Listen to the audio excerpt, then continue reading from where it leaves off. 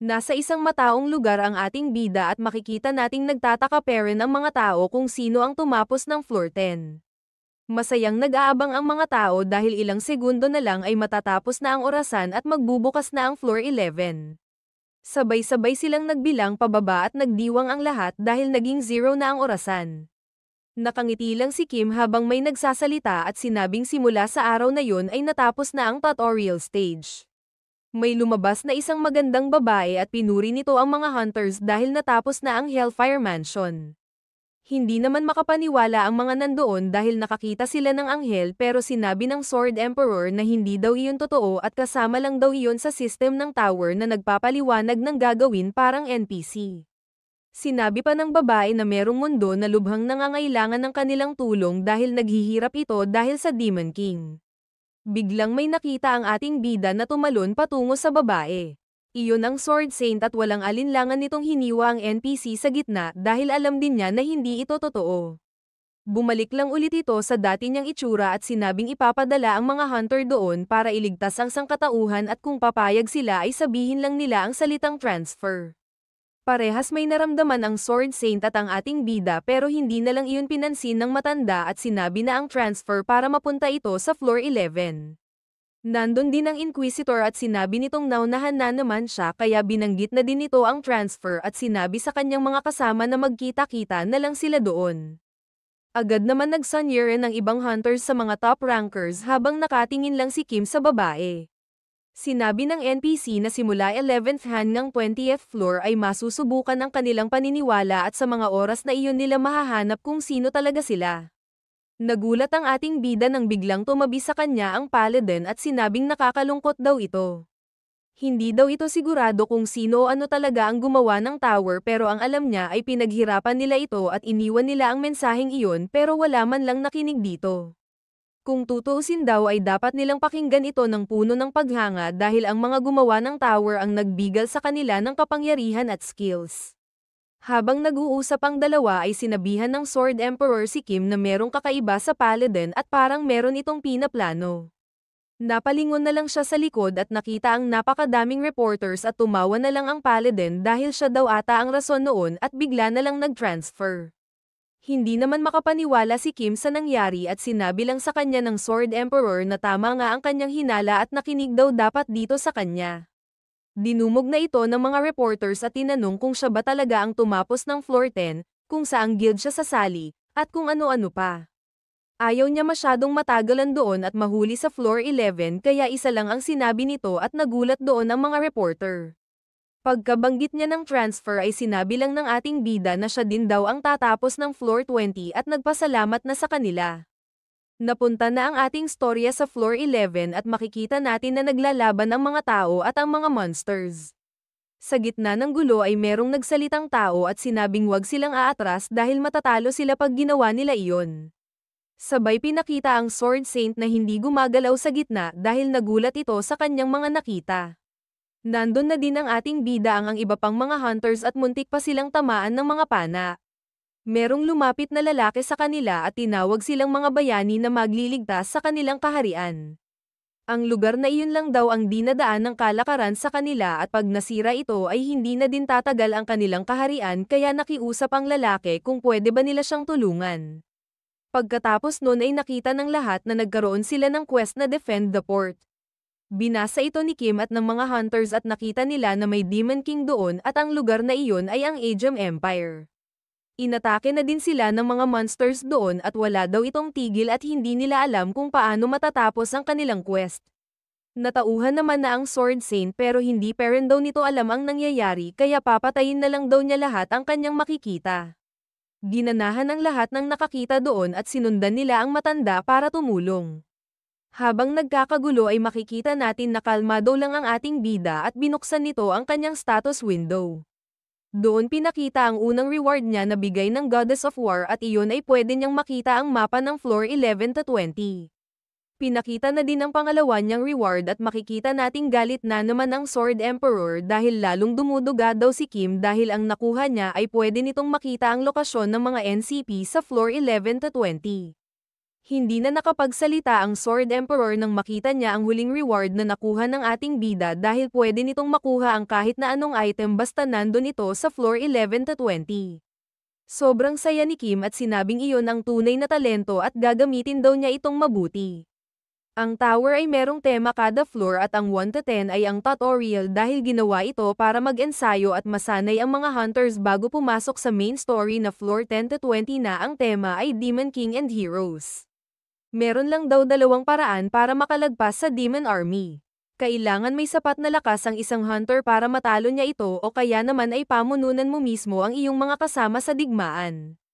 Alam ng Sword Emperor na hindi pa kaya ng ating bida talunin mag-isa ang army kaya sinabi nito na ang pangalawa ang kanyang pipiliin pero tinanong kung paano niya gagawin iyon dahil wala naman siyang karanasan sa pamumuno.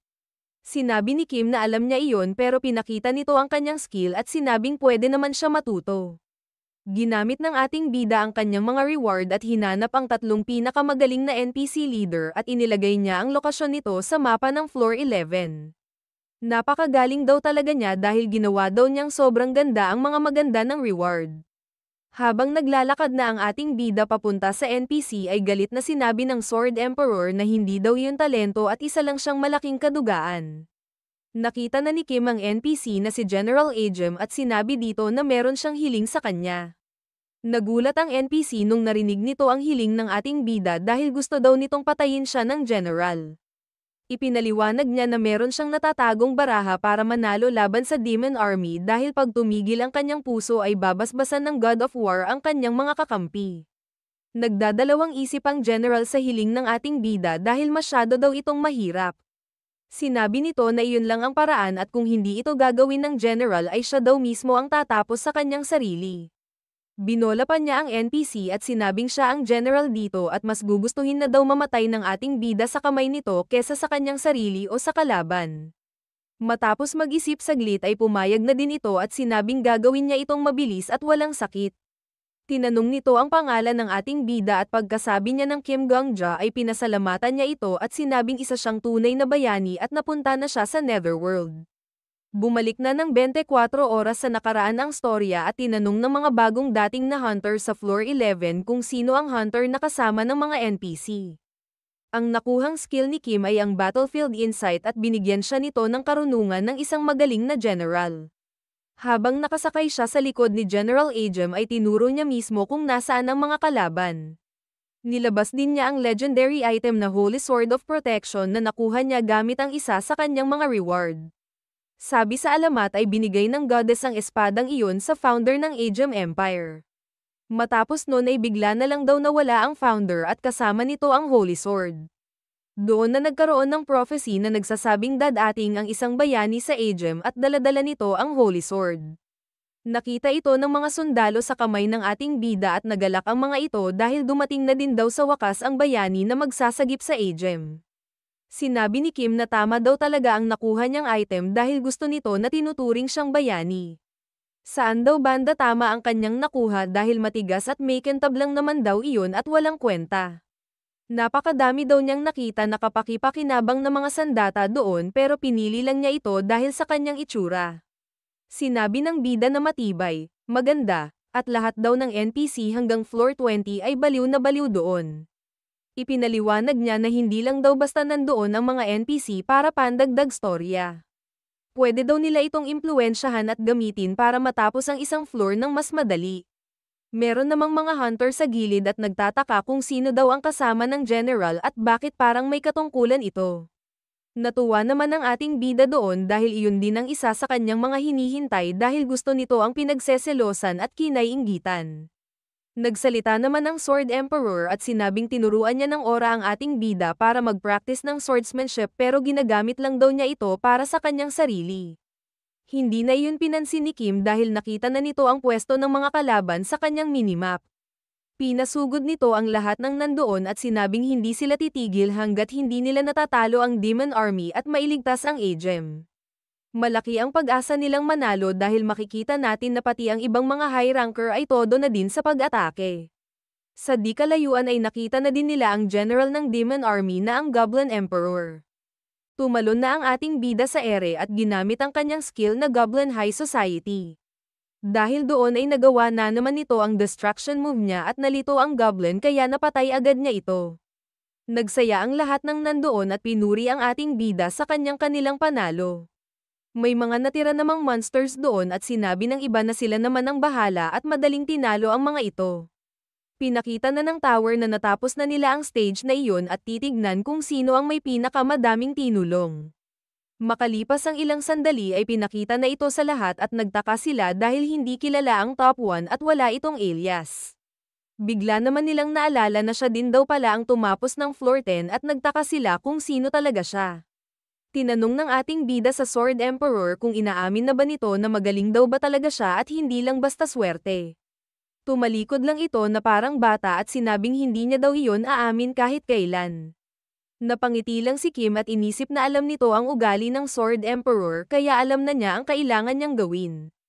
Pinanggako nito sa kanya na mag-iensayo siya ng swordsmanship bago mapunta sa 20th floor kaya wag na daw siyang mag-inarte pa.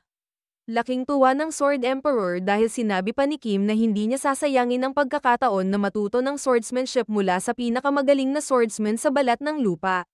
Sinabi nito na mabuti naman daw na alam niya kung ano ang halaga ng Sword Emperor at napangiti na lang ang ating bida at inisip na sobrang dali lang daw nitong utuin. Bigla naman lumapit sa kanya si General Ajem at nagpasalamat dahil hindi daw sila mananalo kung hindi dahil kay Kim.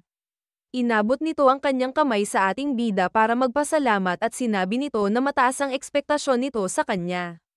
Bigla na lang umilo ang katawan ng ating bida at ng mga high rankers dahil sinabi ng tower na una silang pupunta sa floor 12 dahil sa maganda nilang partisipasyon sa nangyaring raid. Nakita ng Sword Emperor na pupunta din doon ang Sword Saint at tinanong sa ating bida kung ano ang gagawin nito dahil makikita siya doon ng matanda. Pagdating sa floor 12 ay sinabi lang nito na huwag siyang mag-alala dahil meron siyang plano para doon. Nagkita-kita na sila sa loob ng Ajem Empire's Palace at nagtaka kung ano ang kanilang gagawin doon. Pinakita na din ng Inquisitor at bumata daw ito dahil sa kanyang skill na ginamit sa laban. Lumapit ito kay Kim at sinabing natuwa siya sa ginawa nito sa floor 11 at tinanong kung reward ba niya sa floor 10 ang kakaibang espadang gamit niya. Ngumiti lang ito at nagpasalamat at nagpalusot na iyon nga ang nakuha niyang reward sa floor 10. Bigla na lang ginamit ng Inquisitor ang kanyang skill na God of Flesh dahil sinalag nito ang atake ng Sword Saint papunta sa ating bida. Nagulat sa nangyari si Kim at tinanong lang ng Inquisitor na assassin na daw pala ang matanda. Seryoso lang nitong sinabi na umalis siya sa kanyang harapan dahil kailangan daw niyang patayin ang ating bida. Kung hindi daw siya aalis doon ay mapipilitan ng Sword Saint na putulin ang isang kamay ng Inquisitor. Hindi naman daw niya gustong mawalan ng kamay at tinanong ng maayos sa matanda kung ano ang kanyang rason para patayin si Kim. Sinabi lang nito na hindi niya kailangan sabihin sa kanya ang rason kaya wala nang magagawa ang Inquisitor at ginamit ang God of Teleportation at pinunta si Viper at Paladin sa likod ng Sword Saint para atakihin ito. Madali naman silang nasalag ng matanda at sinabing wag na silang sumali. Galit na tinanong ni Viper kung ano daw ang kinakan nito para maging ganun pa rin kalakas sa edad niyang iyon. Inisip nila na hindi sila mananalo sa Sword Saint ng ganun-ganun lang kaya nanghingi ang Inquisitor ng 10,000 gold sa Countess. Binigyan naman niya ito agad at ginamit na nito ang teknik na God of Dontayan para palakasin ang lahat ng stats nila Viper at Paladin ng 300 seconds. Sinabi ng Inquisitor na kahit siya ang rank 1 ay mahihirapan siyang kalabanin silang lahat. Nagsalita na din ang Black Witch sa likod at sinabing sasali din siya sa pagprotekte sa hunter na si Kim Gangja. Nagulat ang Sword Saint dahil sinabi din nito na meron daw kasing kasunduan si Kim sa kanilang 5 guild kahapon. Ipinaliwanag nito na kasalukuyang parte ang ating bida sa 5 nilang guild at kaparehas ng isang guild master ang Trato sa kanya doon. Nagalit ang matanda dahil dinagdag pa nila na kung tinutok nito ang kanyang espada kay Kim ay para na rin niya itong tinutok sa 5 guild. Iyon ang plano ng ating bida at makikitang pinalibutan ng nilang lahat ang Sword Saint. Dahil alam na ng ating bida na ligtas na siya ay lumapit ito sa matanda at sinabing mag-usap daw sila. Hindi daw nito alam kung bakit siya nito inatake at kahit hindi daw siya kilala ng Sword Saint, kilala naman daw siya ng bida dahil tagahanga niya ito. Napatingala na lang ang matanda at sinabing hindi daw talaga masyadong magkaiba ang outside world sa loob ng tower. Tinanong nito sa mga leader kung alam daw ba nila ang rason kung bakit hindi niya tinanggap ang mga offer nila nung araw-araw nila siyang pinipilit na sumali sa kanilang mga guild. Sinabi nito na gusto niyang ipakita sa mga hunter doon na kayang tumayo ng isang tao sa tuktok ng tower mag-isa. Gusto daw nitong ipakita na pwede silang magtagumpay gamit lamang ang kanilang talento at pagsisikap. Iyon lang naman daw ang gusto ng Sword Saint pero tinanong niyo kung ano ang ginagawa ng mga leaders at sinabihan silang mga walang silbi. Nagalit ang Black Witch doon at sinabing kaya siya nakaligtas ng matagal mag-isa ay sarili lang niya ang iniisip niya at kung tumulong siya sa kanila ay madami silang maliligtas. Sinigaw din ni Viper na ang Sword Saint lang daw ang hindi tumulong sa Raid 5, 7, at 9 at kung sumama lang daw sana siya ay hindi ganon kadami ang namatay. Nagulat ang lahat nang pinatahimik sila ng matanda at sinabing ang tatanda na nila pero putak parent sila ng putak na parang bata. Sinabi nito na kung gusto nilang makipaglaban ay nandoon lang naman siya at hindi ito tatakbo. Natuwa naman doon ang Sword Emperor dahil ganun daw talaga dapat ang sagot ng isang mandirigma. Bigla namang nagsalita ang ating bida at sinabing 10 na nga lang daw sila doon ay nag-aaway-away parent sila at buti pa daw ang mga NPC sa floor 11 ay nagtutulong-tulong. Sinabi naman ng Black Witch na wag na lang itong sumali sa kanilang usapan dahil hindi lang ito tungkol sa kanya. Alam naman daw ito ni Kim pero sinabi niya na bilang mga hunter, hindi daw ba pwedeng unahin muna nilang tapusin ang floor 12 bago sila mag-away-away. Dinagdag nito na kahit NPC lang ang mga humihingi ng tulong sa kanila ay kailangan pa din ito nilang gawin. Nagulat naman ang Sword Saint dahil tinabi na ng Paladin ang kanyang espada at sinabing tama ang ating bida. Hindi daw talaga nila alam kung bakit biglang inatake ng Sword Saint si Kim pero kailangan nilang tapusin ang susunod na floor para makaalis sila doon. Magbibigay daw ang Paladin ng maliit na sakripisyo para hindi na masyadong magulo at pinakita nito ang kanyang skill na lie detection. Sinabi nito sa Sword Saint at kay Kim na kung magtitiwala sila ay sisiguraduhin niya na sasabihin niya kung nagsasabi ng totoo ang isa o hindi. Okay lang naman daw iyon sa ating bida at pumayag din doon ang matanda dahil ang Paladin lang daw ang hindi pa pumapatay ng tao doon sa kanila kaya magtitiwala ito. Nagpasalamat naman sa kanila ang Paladin at sinabing uumpisahan na nila ang mga tanong. Tinuro agad ng Sword Saint ang ating bida at tinanong kung totoo ba na pumatay ito ng mahigit na 4,000 katao. Sumagot ng oo si Kim at sinabi agad ng matanda na walang hiya daw talaga ang mga leader dahil ginagamit nila ang ating bida para gawing assassin. Hindi naman ito makapaniwala sa kanyang narinig dahil sinabi ng Paladin na hindi daw totoo ang sinabi ni Kim. Ang weird daw ng tanong ng matanda dahil paano naman magagawa ng isang tao ang pumatay ng ganun kadami. Sumagot lang ito na posible daw iyon dahil pinalaki nila ito bilang isang magaling na assassin at nakangiting sinabi ni Kim na totoo ito at assassin daw talaga siya. Hindi na nakapagsalita ang Sword Saint dahil sinabi ng Paladin na hindi na naman daw totoo ang sinabi ni Kim na assassin siya. Sinabi ng matanda sa Paladin na mali ito ng pagkakilala sa kanya dahil hindi nito inaasahan na magsisinungaling lang ito ng paulit-ulit. Hindi pero nito sumusuko at sinabi na imposibleng hindi pumatay ang ating bida ng kahit na isang tao. Tama naman daw ang sinabi ng matanda pero sinabi nitong eksaktong isa lang talaga at sobrang nararapat itong patayin dahil gumanti lang daw si Kim at ang pinatay niyang iyon ay isang mass murderer. Nakatayo lang doon ang Sword Saint at hindi alam ang sasabihin dahil sinabi ng Paladin sa kanila na totoo ang mga sinabi ng ating bida. Natawa naman ang Inquisitor at sinabing maganda sana ang teorya ng matanda pero mali daw talaga siya dahil kahapon lang sila lahat nagkita nila Kim kaya imposibleng assassin siya ng kanilang guild. Nakangiting lumapit sa Sword Saint ang ating bida at sinabing kung hindi siya tinulungan ng mga guild master ay patay na sana siya. Hindi naman daw siguro masama kung manghihingi ito ng kapatawaran galing sa matanda dahil sa kanyang mga ginawa. Kinumpirma ulit ito ng Paladin at sinabing totoo ang lahat ng nangyari at ang Sword Saint ang mali. Tinabi nito ang kanyang espada at sinabing uulitin niya ang lahat. Yumuko ito sa harap ng ating bida para nang hingi ng sorry at sinabing mali siya dahil muntik na nitong mapatay si Kim dahil sa akala. Simula noon daw ay pinaniniwalaan niya na kailangan mamatay ng mga masasa sa kanyang mata nang wala man lang paliwanag. Sinabi nito na simula ngayon ay hindi na ulit iyon mangyayari at bilang parusa ay pwedeng gawin ng ating bida ang lahat ng gusto nito sa kanya. Pero yumuko ito at nagmakaawa na wag nitong kunin ang kanyang buhat at patawarin na lang daw sana niya ang matanda na walang ibang gusto kundi ang akyating ang tower. Lumingon ang bida sa Paladin para kumpirmahin ang mga sinabi niya at totoo daw ang lahat ng ito. Habang nakayuko pa din ay sinabi ni Kim sa kanya kung pwede ba nitong turuan na espada ang bida. Sinabi nito na duel partner lang ang kanyang kailangan dahil meron siyang nakuhang teacher pero hindi sila pwede maglaban. Naisip ni Kim na matutupad nito ang kanyang pangako sa Sword Emperor na mag-aral ng swordsmanship at mas okay pa dahil ang partner niya ay ang rank 1 na hunter. Nagulat ang matanda nang sinabi ng bida na sa totoo lang ay wala naman daw talaga siyang kailangan hilingin sa Sword Saint para patawarin niya ito pero gusto lang daw talaga niyang maging duel partner ang matanda kaya niya iyon sinabi. Nagulat ang Paladin at sinabi nito sa Sword Saint na totoo ang mga sinabi sa kanya ni Kim.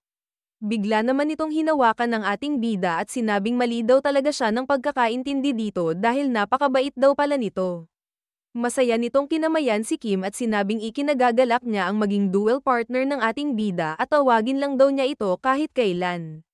Pwede na din daw nitong tawagin ang Sword Saint na Lolo Marquez at pag dumating daw ang kanyang babaeng apo sa tower ay irereto agad siya nito sa kanya. Habang kinukulit parent siya ni Lolo Marquez ay lumabas na ang kanyang system at sinabing siya ang may pinakamadaming ambag sa Floor 11 raid kaya siya ang unang makakakuha ng reward. Sinabi ng system na kailangan ganitong pumili sa dalawa. Ang una ay ang Goddess of Protection o kaya naman ang Demon King of the Autumn Rain. Binasa niya ito parehas at nagulat siya dahil nakita nito na parehas lang ang mga reward na nandun pero may isang lamang sa Demon King. Kailangan daw niyang patayin ang lahat ng nandoon at pag nagawa niya ito ay ipapadala agad siya ng system sa floor 99. Sinabi naman sa kanya ng Sword Emperor na iyon ay isang patibong lang. Sinabi ng ating bida na naisip din daw niya iyon dahil kung totoo ito ay ang Demon King sana ang pinili ng Flame Emperor dati pero floor 40 lang ang kanyang inabot. Siguro daw ay pinili muna niya iyon at nung nalaman niya na isa lamang itong patibong ay bumalik na ulit ito sa nakaraan. Pero napaisip ang ating bida at sinabing naaakit siya at gusto niya din itong subukan. Seryosong tinawag ng Sword Emperor ang pangalan ni Kim at sinabing wag niya iyon gagawin. Siya daw ang hunter na umabot sa floor 99 at hindi nagtagumpay kaya hindi daw talaga iyon totoo at isa lamang patibong. Sa lakas daw ng ating bida ngayon ay hindi nga nito kayang talunin ang kahit sino sa top 10 kaya kung totoo man daw ito at mapunta siya sa floor 99 ay wala siyang magagawa doon. Tinanong ni Kim kung ganun daw ba talaga kalakas ang boss doon at sinabi lang ng Sword Emperor na wala itong boss monster at mas malala pa daw ang mga nandun.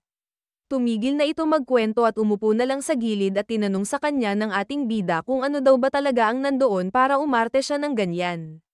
Sinabi na lang nito na kahit ayaw niyang aminin ay lumalakas na ang ating bida at kung gagawin lang niya ang ginagawa niya ngayon ay dadating din siya doon balang araw. Pumayag naman na ito at sinabing kung ganun ay hindi niya kakailanganin ng tulong kaya wala siyang pipiliin sa dalawa. Tinawag niya ang lahat ng nandoon at sinabi na nakikita na daw niya sa kanyang system ang reward ng floor 11. Sinabi sa kanya ng witch na sunod-sunod daw siguro ito kaya hindi kailangan magmadali ni Kim na pumili. Nagulat ang lahat ng sinabi nito na nagdesisyon na siya at wala siyang piniling reward. Sunod na itong pinakita sa Sword Saint at naintindihan daw nito kung bakit niya ginawa iyon pero sigurado daw ba siya na hindi niya tatanggapin pati ang normal na reward. Wala na daw silang magagawa pero hindi daw nito kayang gawin ang ginawa ng bida at pinili ang Agem Empire's Head 9 na posisyon at lumabas na ang kanyang mga tagasunod. Pinakita sa Inquisitor mga pagpipilian at sinabi ng iba na hindi nila ito gets dahil hindi pa nila ito nakikita. Gumawa naman ito ng kopya gamit ang kanyang skill at nakita na din ng ibang hunter ang reward na pagpipilian. Nung nakita nila ito ay napansin nila na parehas ito sa larong mafia. Sinabi ng Inquisitor na para madaling intindihin ay tatawagin na lang nilang heroes ang mga pipili sa Goddess at traitor naman sa Demon King. Sinabi nila na ang pagkakaiba lang nito sa larong mafia ay sobrang lugi ng traitor dito dahil siya mang heroes at meron pa silang skill ni Paladin na lie detection kaya pwede nilang malaman kung sino agad ang traitor. Dahil naintindihan na ng lahat ay sunod-sunod na silang pumili at sinabi ng system na tapos na ang lahat. Sinabi nito na merong isang hindi pumili ng reward at alam ng lahat na iyon ay ang ating bida. Nagulat ang lahat dahil pinakita ng system na 8 ang heroes at may isang pumili ng Demon King's reward. Agad naman nilang sinabi sa Paladin na tanungin na nito ang lahat ng nandoon at huwag siyang mag-iiwan ng kahit na sino.